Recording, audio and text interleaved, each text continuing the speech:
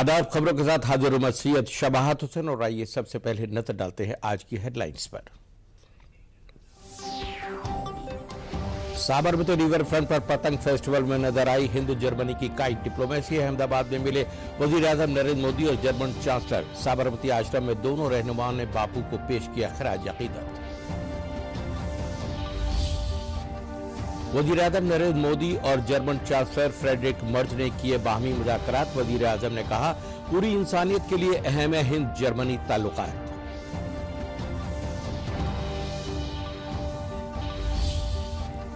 वजीर आजम नरेंद्र मोदी आज विकसित भारत यंग लीडर्स डायलॉग के इख्तितामी इजलास में करेंगे शिरकत।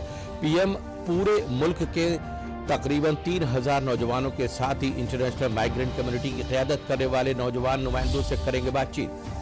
स्वामी विवेकानंद के यौम पैदाइश के मौके पर यौम नौजवान आज सदर जमहूरिया और वजीर आजम ने पेश किया खराज अकीदत। कहा नौजवान साथियों के लिए नई ताकत और नई खुद-एतमादी लाएगा आज का दिन।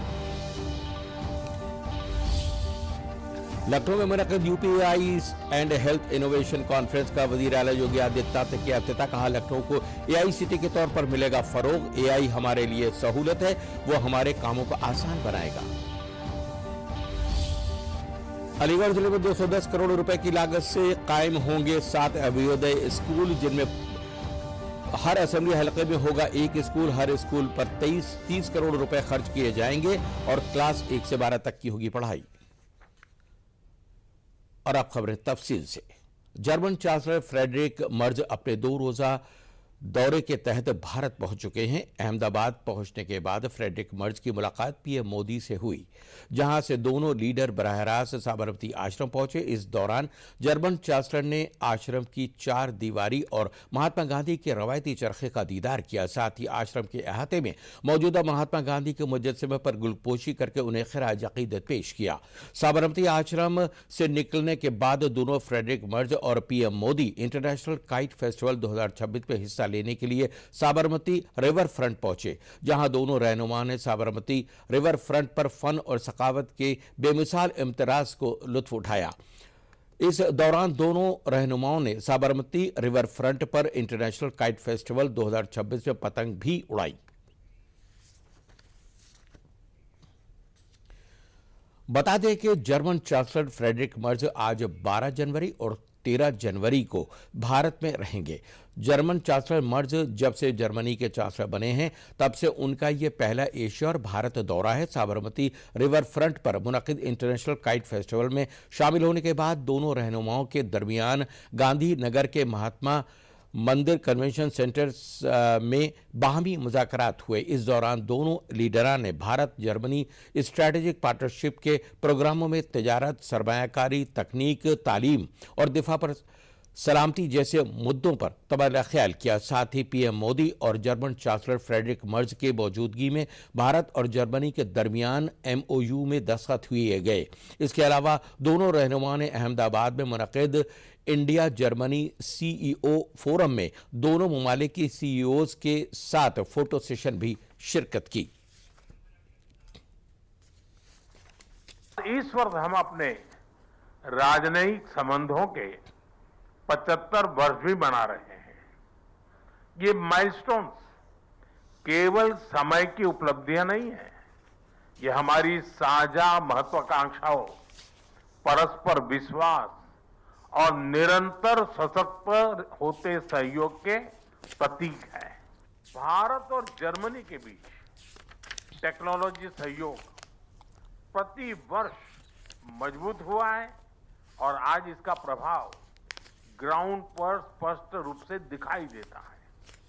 रिन्यूएबल एनर्जी के क्षेत्र में भारत और जर्मनी की प्राथमिकताएं समान है। इसमें सहयोग को बढ़ाने के लिए हमने India Germany centre of excellence स्थापित करने का निर्णय लिया है। ये नॉलेज, टेक्नोलॉजी एंड इनोवेशन का साझा मंच बनेगा। हम क्लाइमेट, एनर्जी, अर्बन डेवलपमेंट और अर्बन मोबिलिटी जैसे क्षेत्रों में मिलकर नई परियोजनाओं को आगे बढ़ा रहे हैं। इसमें सहयोग को बढ़ाने के लिए हमने India Germany centre of excellence स्थापित करने का निर्णय लिया है। ये नॉलेज, टेक्नोलॉजी एंड इनोवेशन का साझा मंच बनेगा। हम क्लाइमेट, एनर्जी, अर्बन डेवलपमेंट और अर्बन मोबिलिटी जैसे क्षेत्रों में मिलकर नई परियोजनाओं को आगे बढ़ा रहे हैं। आज स्वामी विवेकानंद का यौम पैदाइश है। इस मौके पर वज़ीर-ए-आज़म नरेंद्र मोदी ने स्वामी विवेकानंद को खिराज अकीदत पेश किया। वज़ीर-ए-आज़म नरेंद्र मोदी ने सोशल मीडिया प्लेटफॉर्म एक्स पर अपने पैगाम में लिखा कि हिंदुस्तानी नौजवान ताकत के लिए मजबूत तरगीब का जरिया स्वामी विवेकानंद को उनके यौम पैदाइश के मौके पर मेरा एहतराम के साथ खिराज अकीदत। उनकी शख्सियत और खिदमत से तरक्की याफ्ता हिंदुस्तान के अहद में मुसलसल नई तवानाई मिलने वाली है। मुझे उम्मीद है कि कौमी यौम नौजवान का ये अजीम शान मौका सभी अहलियान वतन खास तौर पर हमारे नौजवान साथियों के लिए नई ताकत और नई खुद एतमादी को लेकर आए। वज़ीर-ए-आज़म नरेंद्र मोदी ने स्वामी विवेकानंद की जिंदगी से जुड़ा एक वीडियो भी शेयर किया। जन्म जयंती का ये दिन हम सभी को नई प्रेरणा देता है। स्वामी जी ने जो देश और समाज को दिया है वो समय और स्थान से परे हर पीढ़ी को प्रेरित करने वाला है, रास्ता दिखाने वाला है। ये स्वामी जी ही थे जिन्होंने उस दौर में कहा था कि निडर, बेबाक, साफ दिल वाले, साहसी और आकांक्षी युवा ही वो नींव हैं जिस पर राष्ट्र के भविष्य का निर्माण होता है। वो युवाओं पर, युवा शक्ति पर इतना विश्वास करते हैं। अब आपको उनके इस विश्वास की कसौटी पर खरा उतरना है। आज जब दुनिया भारत की तरफ इतनी उम्मीदों की नजर से देख रही है तो इसके पीछे आप सभी मेरे युवा साथी हैं। आज गांव हो, शहर हो या कस्बा, हर जगह उफान पर है युवाओं का जज्बा। आप सभी को राष्ट्रीय युवा दिवस की बहुत बहुत शुभकामनाएं। वज़ीर-ए-आज़म नरेंद्र मोदी आज विकसित भारत यंग लीडर्स डायलॉग के इख्तितामी तकरीब में शिरकत करेंगे। इस मौके पर वज़ीर-ए-आज़म पूरे मुल्क के तकरीबन 3000 नौजवानों के साथ ही इंटरनेशनल गैर मुकीम समाज की क़यादत करने वाले नौजवान नुमाइंदों से भी बातचीत करेंगे। प्रोग्राम के दौरान पीएम मोदी विकसित भारत यंग लीडर्स डायलॉग 2026 से मुतालिक मज़ामीन की तालीफात का इजरा भी करेंगे। भारत के नौजवानों और कौमी क़यादत के दरमियान बातचीत को आसान बनाने के लिए इस डायलॉग का आगाज किया गया था। लखनऊ में वज़ीर आला योगी आदित्यनाथ ने कौमी यौम नौजवान के मौके पर रियासत के लोगों को मुबारकबाद पेश की। उन्होंने हिंदुस्तानी आलमी रवायत के परचम बरदार विवेकानंद की जयंती पर खराज अकीदत पेश किया। लखनऊ में मुनक़िद प्रोग्राम में खिताब करते हुए वज़ीर आला योगी आदित्यनाथ ने कहा कि स्वामी विवेकानंद को कामिल यकीन था कि भारत अपने वक़ार, नौजवान ताकत और रूहानी बेदारी की बुनियाद पर फिर से विश्व गुरु बनाएगा। वज़ीर आला ने नौजवानों से अपील की है कि तामीर में सरगर्म किरदार निभाएं।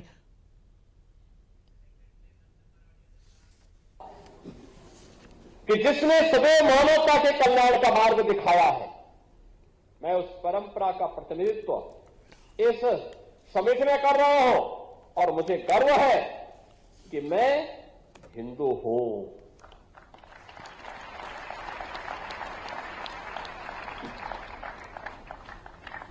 यानी मैं इसलिए कर पाया हूं क्योंकि मैं हिंदू हूं और इसलिए भारत ये कर पाया है क्योंकि भारत में हर हिंदू का ये संस्कार होता है कि वह इसको अपने जीवन का मंत्र बनाए। या राष्ट्र को ऊर्जा से भर देने वाला स्वामी विवेकानंद का एक उद्घोष या एक सिंह नाद की तरह ही गर्जना थी। उनका अटल विश्वास था भारत अपने आत्मगौरव, युवा शक्ति और आध्यात्मिक चेतना के बल पर एक दिन फिर से विश्व गुरु के रूप में अपने आप को स्थापित करेगा। खबरें अभी और भी है, लेकिन उससे पहले लेते हैं एक छोटा सा वक्फा।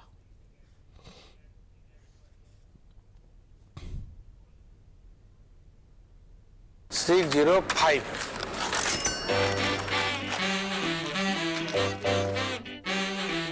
बदलो बदलो, आदत बदलो।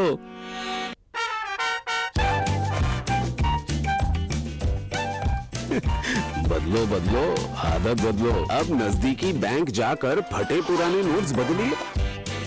अगर बैंक मना करे तो आरबीआई के ओम्बुड्समैन से शिकायत करें। आरबीआई कहता है, जानकार बनिए, सतर्क रहिए। वक्फे के बाद खबरों में आपका फिर से खैर मकदम है। रियासत के मुल्क में जदीद, आसान और तकनीक पर मबनी तिब्बी खिदमात का मॉडल सूबा बनाने की सिमत में लखनऊ में मुनक़िद UPAI and health innovation conference का वज़ीर आला योगी आदित्यनाथ ने इफ्तिताह किया। ये 2 रोज़ा कॉन्फ्रेंस में रियासत में आर्टिफिशियल इंटेलिजेंस के ज़रिए तिब्बी खिदमात को मजबूत बनाने की मकसद से मुनक़िद की गई है। तकरीब में मरकज़ी वज़ीर जितिन प्रसाद, नायब वज़ीर आला ब्रजेश पाठक, हुकूमत उत्तर प्रदेश के वज़ीर सुनील कुमार शर्मा भी मौजूद रहे। कॉन्फ्रेंस में डिजिटल हेल्थ, मेडिकल रिसर्च और इंतहाई जदीद तकनीकियों पर गौर ख़ौज़ किया जा रहा है। वज़ीर आला ने कहा है कि कोविड के दौरान सभी अज़ला में हमने ICU बेड बढ़ाए हैं। आज हमारे पास हर तरह की सहूलियत है, हर ज़िले में मौजूद है। पहले रियासत के 38 अज़ला में इंसेफ्लाइटिस से अमवात हुई थी। हर साल 1200 से 1500 बच्चों की मौत इंसेफ्लाइटिस से होती थी। आज उसी रियासत में इंसेफ्लाइटिस से होने वाली अमवात सिफर हैं। यानी तकनीक आपके काम को आसान भी कर लेता है। आपकी वेलफेयर की स्कीम का लाभ भी अंतिम पायदान पर बैठे हुए व्यक्ति तक पहुंच जाता है और अंतिम पायदान पर बैठे हुए व्यक्ति का विश्वास शासन के प्रति जब मजबूत होता है तो योजनाएं तेजी के साथ आगे बढ़ती हुई दिखाई देती हैं। और वही हम लोग आज वर्तमान में जिस नए AI इम्पैक्ट समिट की चर्चा आज देश के अंदर और दुनिया के अंदर है, ये उसी नए भारत की अगली कड़ी है कि जिसमें भारत अब दुनिया को लीड करने वाला है। उत्तर प्रदेश आज देश के 55% मोबाइल फोन का मैन्युफैक्चरिंग का काम उत्तर प्रदेश कर रहा है। देश के अंदर इलेक्ट्रॉनिक्स कंपोनेंट का निर्माण 60% अकेले उत्तर प्रदेश के अंदर हो रहा है। और उत्तर प्रदेश आज यहां पे AI का उपयोग मॉडर्न पुलिसिंग में बेहतर तरीके से भी इसको आगे बढ़ाने का काम हम लोग कर रहे हैं। और इसीलिए उत्तर प्रदेश सरकार ने तय किया है कि हम लोग UP-AIM यानी UP-AI मिशन जो लगभग हमारा 2000 करोड़ का होगा, उसको हम अगले 3 वर्ष के अंदर फेज वाइज आगे बढ़ा करके आदरणीय प्रधानमंत्री जी के इस विजन को प्रभावी ढंग से जमीनी धरातल पर आगे बढ़ाने का काम करेंगे। वज़ीर आला योगी आदित्यनाथ ने रियासत के लोगों के नाम योगी की पाती नाम से मकतूब लिखा है, जिसमें उन्होंने ट्रैफिक के उसूलों पर अमल दरामद करने का पैगाम दिया है। CM योगी ने एक्स पर खत शेयर करते हुए लिखा है कि सड़क हादसात की वजह से नागाहानी मौत पूरे कुनबे पर रंजो गम का पहाड़ तोड़ देती है। एहतियात के जरिए इस तरह की सूरत हाल को बदला जा सकता है। उन्होंने कहा है कि पूरी रियासत में 31 जनवरी तक रोड सेफ्टी माह मनाने का ऐलान किया। इस मौके के तहत इस मुहिम के तहत लोगों को सड़क हादसात के तई बेदार किया जा रहा है। मगरबी बंगाल में इंतखाबात से कबल सियासी दर्जा हरारत मुसलसल बढ़ता जा रहा है। सुप्रीम कोर्ट में अर्जी दायर करके वजीर आला ममता बनर्जी, DGP राजीव कुमार और कोलकाता पुलिस कमिश्नर मनोज कुमार को फरीक बनाते हुए FIR दर्ज करने का मुतालबा किया गया है।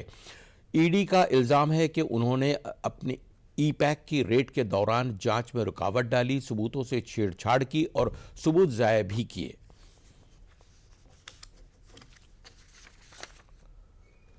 बीजेपी के रियासती सदर पंकज चौधरी के बाराबंकी आमद पर जिले के कई मकामात पर शानदार खैर मकदम किया गया।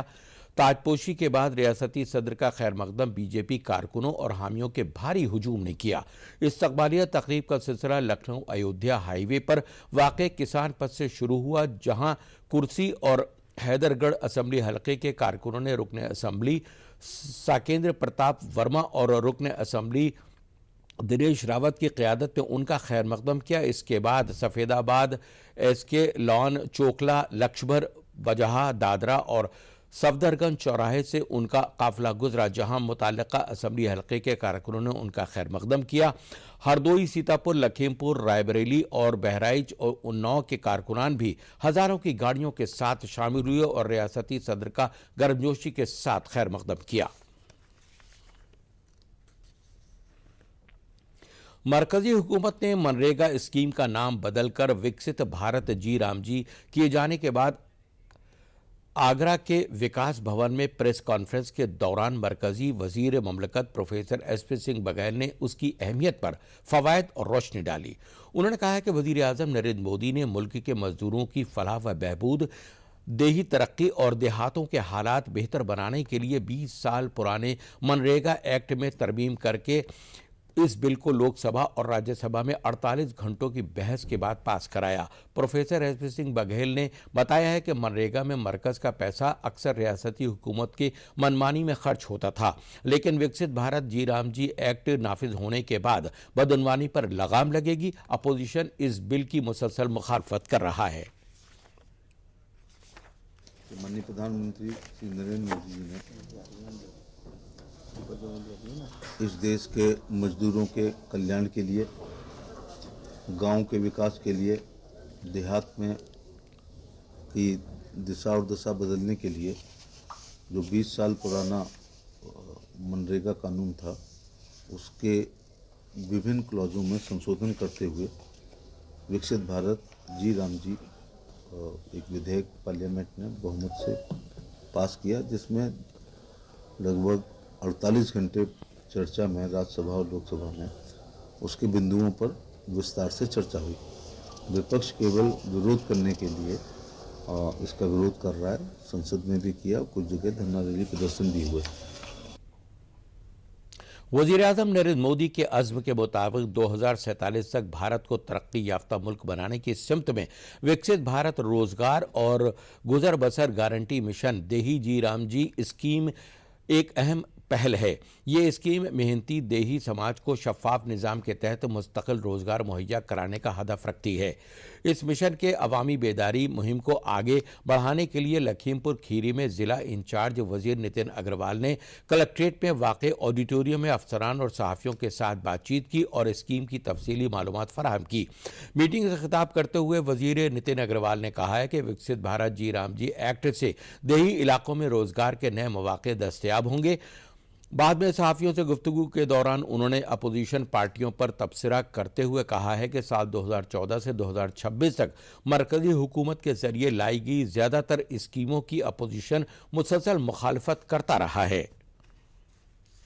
नहीं, देखिए, हर चीज का विरोध सरकार की पिछले 12 वर्षों में जनहित की जितनी भी योजनाएं आदरणीय प्रधानमंत्री जी के नेतृत्व में देश में लागू हुई हैं, हम देख रहे हैं कि 2014 से लगातार 2026 में खड़े हैं हम।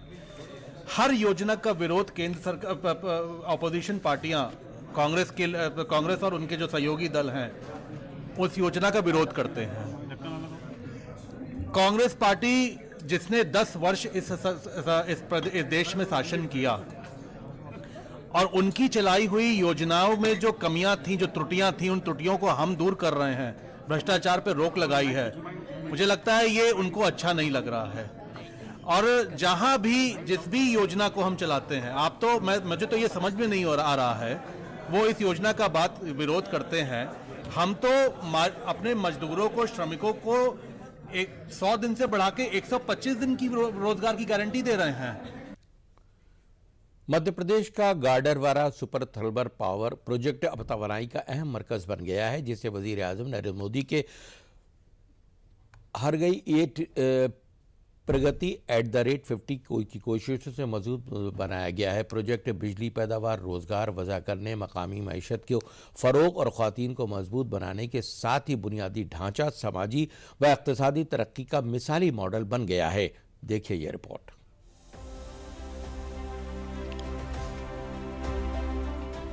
मध्य प्रदेश के गाडरवाड़ा में स्थित ये सुपर थर्मल पावर प्रोजेक्ट आज न सिर्फ मध्य प्रदेश बल्कि देश के कई राज्यों की बिजली की मांग को पूरा कर रहा है। 3200 मेगावाट के इस प्रोजेक्ट का पहला चरण पूरा हो चुका है, जिसमें 1600 मेगावाट बिजली उत्पन्न हो रही है। प्रोजेक्ट के दूसरे चरण का काम भी शुरू हो चुका है। मई 2029 तक दूसरे चरण का काम पूरा होते ही ये प्रोजेक्ट अपनी तय क्षमता 3200 मेगावाट तक पहुंच जाएगा। गौर करने वाली बात यह है कि ये प्रोजेक्ट साल 2008 में मंजूर हुआ था, लेकिन भूमि अधिग्रहण, कोयले की आपूर्ति और कार्यान्वयन संबंधी मुद्दों के कारण 1 दशक से अधिक समय तक ये रुका रहा। प्रधानमंत्री की प्रगति की बैठकों के जरिए लंबित मंजूरियों और समन्वय संबंधी मुद्दों को तेजी से निपटाया गया, जिससे परियोजना का संचालन शुरू हुआ और क्षेत्रीय बिजली आपूर्ति में मजबूती आई। प्रधानमंत्री जी की समीक्षा में जब ये मार्च 2016 में ये परियोजना शामिल हुई, तो समीक्षा में एक समयबद्ध कार्यान्वयन हेतु सभी को एक माइलस्टोन बेस्ड टारगेट्स दिए गए और जो भी संबंधित एजेंसियां थी उनका एक लक्ष्य निर्धारण किया गया। फिर इसके पश्चात सक्रिय निगरानी करने के साथ साथ जिसके कारण ये परिणाम हुआ कि प्रोजेक्ट फाइनली एक टाइम टेबल के साथ पहली इकाई मार्च 2019 में और दूसरी इकाई जून 2021 में सिंक्रोनाइज हुई। जो हमारे प्लांट्स जो हम 4 साल में टारगेट करते थे लाने के लिए 8-8 साल तक 10-10 साल तक आ नहीं पाते थे और मेनली हमारे लैंड एक्विजिशन रिलेटेड इश्यूज रहते थे। प्रधानमंत्री के इस इनिशिएटिव के बाद हमको इतना सपोर्ट सरकार से मिलता है और स्टेट मशीनरी से भी मिलता है कि हम टाइम से प्लांट लाने में सफल हो पाते हैं। एनटीपीसी गाडरवाड़ा आज केवल बिजली की मांग को ही पूरा नहीं कर रहा, बल्कि आसपास के गांवों के जीवन स्तर को भी बढ़ा रहा है। इस प्रोजेक्ट से आज हजारों की संख्या में आसपास के लोग प्रत्यक्ष और अप्रत्यक्ष रूप से रोजगार पा रहे हैं। एनटीपीसी द्वारा सीएसआर के जरिए गांव ने स्कूल, आंगनबाड़ी भवन, सीसी रोड आदि का निर्माण भी किया है। आज एनटीपीसी ने पास के ही गांव गांगई में एक सिलाई सेंटर का न सिर्फ निर्माण कराया, बल्कि महिलाओं के लिए सिलाई मशीनें भी खरीदवाई हैं। आज आसपास के गांव की कई महिलाएं सिलाई का काम कर आर्थिक तौर पर आत्मनिर्भर भी बन रही हैं। जो जमीन एनटीपीसी ने खरीदी है वहाँ पे बहुत बड़े बड़े गड्ढे हुआ करते थे, जिनमें यदि हाथी गुम जाए तो उसको ढूंढना मुश्किल हो जाए, इस टाइप की यहाँ पे ज़मीन हुआ करती थी। अब यहाँ पे प्लांट जो आया है उसके बाद मुआवजा भी अच्छा दिया गया है। उस ज़मीन की जो कीमत है पहले 20,000 रुपये में 2.5 एकड़ मिला करती थी, लेकिन लोग खरीदते नहीं थे। लेकिन एनटीपीसी आने के बाद एनटीपीसी ने उसके 18 लाख रुपये पर एकड़ दिए हैं। एनटीपीसी की तरफ से ये पूरा सेटअप लगा के दिया गया, भवन बनाया गया था। उसके साथ साथ ये पूरी हाईटेक्निक इलेक्ट्रॉनिक मशीनें हम लोगों को ला के दी गई हैं। इसके बाद जैसे हम लोगों के पास मशीन आई है तो हम लोगों के रोज़गार में भी थोड़ा सा अच्छा हुआ है, काम भी मिलने लगा था। अब हम लोग यहाँ पर 6 से 7 प्रकार के बैग बनाते हैं, जैसे ट्रैवलिंग बैग है, स्कूल बैग है, कैरी बैग है, लंच बॉक्स वगैरह है। प्रधानमंत्री नरेंद्र मोदी की प्रगति की बैठकों ने आज देश भर के वर्षों से लटके, अटके और भटके प्रोजेक्ट्स को राज्यों और विभिन्न मंत्रालयों के बीच समन्वय बनाकर पूरा करने का काम किया है। एनटीपीसी गासरवाड़ा उन्हीं में से एक है। सालों से अटका एनटीपीसी गासरवाड़ा का प्रोजेक्ट देश की बिजली की मांग को पूरा तो कर रहा है, साथ ही ये नरसिंहपुर जिले के लोगों की आर्थिक प्रगति में भी अहम भूमिका निभा रहा है। Bureau report, DD news.